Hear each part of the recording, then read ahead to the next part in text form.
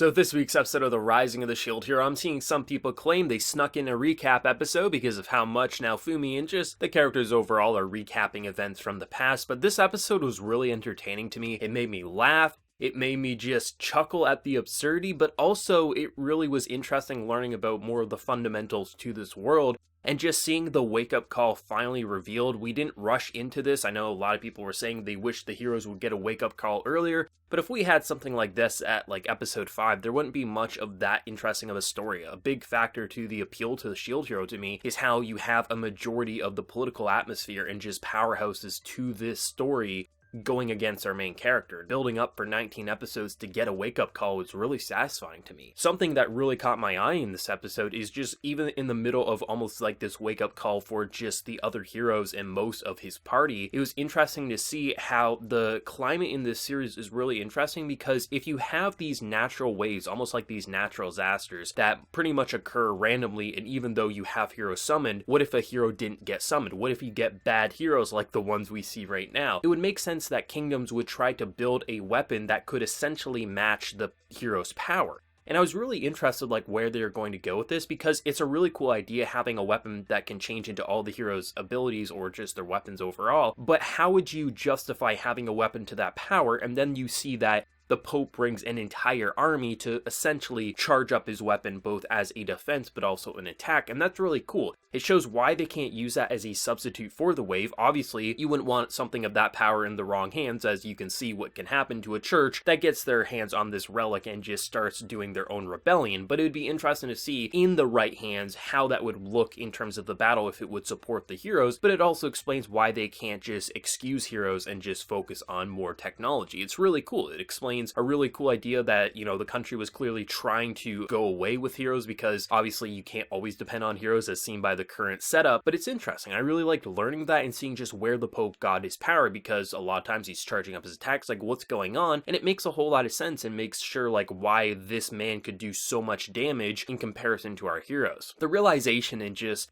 the revelations in this episode just had me laughing, and something I've really kind of appreciated and complimented in the past, especially in the early stages, is I think The Rising of the Shield Hero is naturally funny. It's not trying to make jokes, just a lot of the characters' reactions, both visually and just what they say, it has me laughing because it generally is just natural comedy. You'll have characters like Philo being like, this guy's party is just horrible, they're annoying, and you just like, I agree. They'll say things, and now Fumi or Raftalia will give them the side eye being like, bitch, are you serious? After everything you've done, you're trying to criticize this person? Screw you. It's just natural comedy that really gets me laughing, and to see now Fumi just really come full circle. Not forgive these heroes, he hates these heroes, but fulfilling his promise that in times like these, if you're going up against a rogue priest who can essentially match your power, or you're going to be fighting waves of enemies, I can work with you, but I hate you. And that's what you want to see, because now Fumi's not a forgive and forget main character. That's the appeal to his character, is that after bad shit happened, he didn't just say, oh, that's okay, I'll be friends with everyone. No, he hates this world. And seeing how he responded to the situation was awesome. And yes, you could claim that he gave a recap in this episode to all the heroes, but they needed that wake-up call, because for the first time they see a situation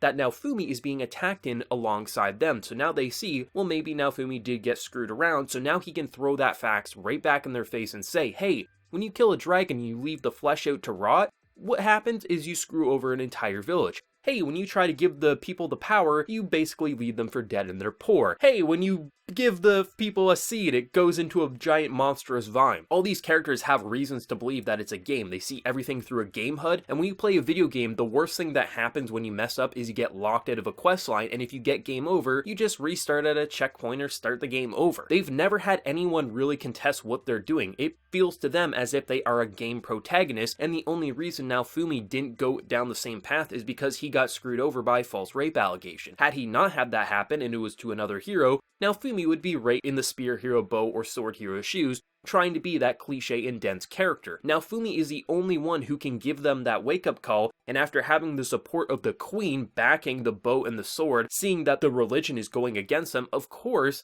that is going to be enough of a wake-up call that it's really interesting seeing their reactions and how each of them, they're not even trying to attack Naofumi anymore. They're trying to attack the others, saying, you did worse things, you should feel so bad for Naofumi. look at what you did to him. And it's just so interesting because Naofumi's not having any of it, and this is what you've been waiting for, seeing Naofumi finally be able to smack their heads around being like, listen, you guys are idiots. My favorite moment in this entire episode is they're building up to the heroic reunion. The 4 legendary heroes are finally together. This is what we're waiting for. They're gonna stand together side by side, differences aside. Naofumi's like, screw you, I'm gonna work with my party. That shit had me laughing. I paused the episode for a couple of minutes. I was just collecting myself. I was like, this is the comedy I love. He's not trying to be a jokester. This is his legitimate reaction. Screw you, I ain't working with you. I ain't playing your stupid game. That is amazing and I love it. But I love how Naofumi's not an idiot. This man has a lot of power. Sure, the queen is coming with her army, but that doesn't mean that he can hold them off by himself. He's been struggling. His arms are growing numb. So he's of course going to work with these heroes. He's not going to like it, and he's going to make sure they recognize that they are in the wrong, they are idiots. But in times like these, the queen was right. KFC queen was right. The fact of the matter is 4 heroes are summoned for a reason, and in events like these, 1 hero isn't enough and they need to work together, but they aren't going to be friends. That is what I've been waiting for, and I'm really glad to see the wake-up call. And I'm sure this isn't just going to be all said and done. I mean, you're looking at mine who's probably thinking, holy shit, I screwed over the spear hero and he's still wanting to work with me. I'm probably okay, not realizing that Mama's going to come and beat that ass very shortly after the Pope is dealt with. So you have certain characters probably thinking like they can go back to their scummy ways, and you know the spear hero, he's an idiot, but I kind of loved him in this episode. He was a very entertaining idiot in this episode. He didn't make me mad, he just made me laugh at the stupid shit he said and the other characters calling him out. And I like that because you're just having everything that we've been waiting for. This was built up. We've had so much anger, so much frustration, but this episode in the middle of basically a pope trying to kill you, and they actually explained why they could have this long and almost cliche talk, because the pope uses so much mana, he actually had to recharge, and he's probably chilling on the balcony being like, what the hell are these stupid idiots doing? They should probably attack me. It's just so entertaining seeing a lot of these scenes that typically would go unexplained and kind of feel cliche. But when you have a weapon to this power that needs an entire army to charge it, of course, the enemy's not going to attack you. They're going to focus on recharging the weapon, then giving you a nuclear bomb of destruction. And then for Naofumi, he's been waiting for this. He's like, you guys are all idiots, and I love that. He's calling out the bullshit, and he's not really mad. He's tired. He wants to go home and relax. That's all he wants to do, and I love that. I love the realization of all these characters, and the fact that they didn't just resort back to calling out Naofumi being like, you have to be behind this. You're the devil. You're all this bullshit. They're just blaming each other, and that's what I've been waiting for. Something like that. Spice up the just dynamic, with Naofumi just not having any of it, calling it out, and then just walking away. But of course, when it counts, when you have this level of power, we're gonna work together, but we ain't friends. And that's what I've been waiting for. I thought the voice acting was just so good. Now, Fumi's just exhausted Japanese voice and just all the characters just naturally being like, are you an idiot? I love it. And then the hero's just obliviousness. You're just hearing like they believe they're still in the right. They're the hero. They might have been misguided, but they had no reason to doubt it. I was just chilling with my party. And now Fumi's being like, yeah, you might have just been chilling with your party, but you didn't think for yourself. You're an idiot. This is so great. Like, even if you want to call this a recap episode, this is what you've been waiting for. Seeing this revelation, if we just got this at like episode 5, how unsatisfying would that be? It just would feel like nothing really was a consequence, that Naofumi got over everything without having to struggle. The entire appeal to this is how Naofumi grows and responds to each situation, and how sometimes he'll do good things but for money, or he'll work with people he hates because he can't survive without their help. And that's what I love about the Rising of the Shield Hero. I am so excited for the Queen because once again, you're seeing the Queen is definitely on Naofumi's side. I still see some people trying to say that she isn't for some reason when we've seen things from her perspective. And clearly she's on his side, but just was taken back by political affairs. And to see like the way that the bow and the sword actually survived, I was actually curious because I thought they were going to use some sort of skill and maybe their party would die. And when I saw that their party made it out, I was a little like cautious, I'll be honest. I'll be like, how did they get out of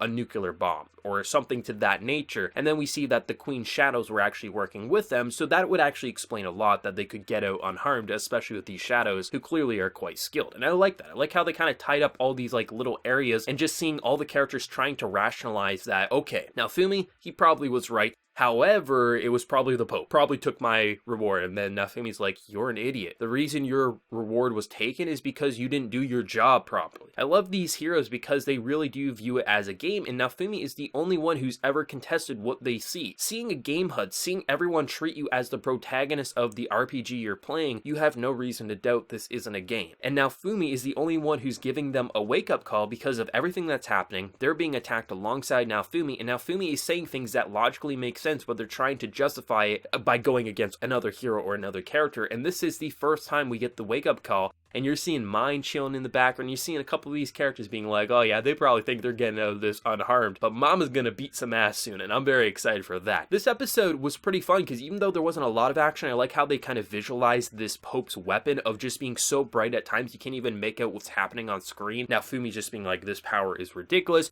You're seeing all of the heroes' attacks, which I really like. We don't get to see a lot of the heroes' attacks, especially because they're usually away because now Fumi hates them, but seeing like the sword do this like 100 sword attack, seeing the bow here, like even though you might hate them at a personal level, and for me, they entertain me, but they entertain me because they're just so annoying in this way, but that's how they were designed to be. Their attacks are always cool. We've seen a lot of the spear heroes' attacks, but we don't get to see a lot of the bow or sword, so it's nice to actually see them come in and kind of be like the hero of the day for like a quick moment and basically break down the Pope's barriers in a really cool way, seeing the bow and the sword, and like imagining if even like the next wave comes, if they could maybe do something to this nature like how they're fighting against the Pope, it'll be really cool to see the combos that they could do, because we know that they can do combos with their parties. Imagine what a combo of 4 heroes would look like. That would be devastating and probably could take out a wave of enemies without too much struggle. And I like that. I like seeing just now Fumi finally be able to get all this off his chest, really contemplating that he probably wants to kill these heroes, being like, I just can't put up with you anymore. However, he also recognizes that maybe it's time that he finally puts himself out there, and he exposed everything. He took the advice of the queen and said, hey, you know, you got all this bullshit against me.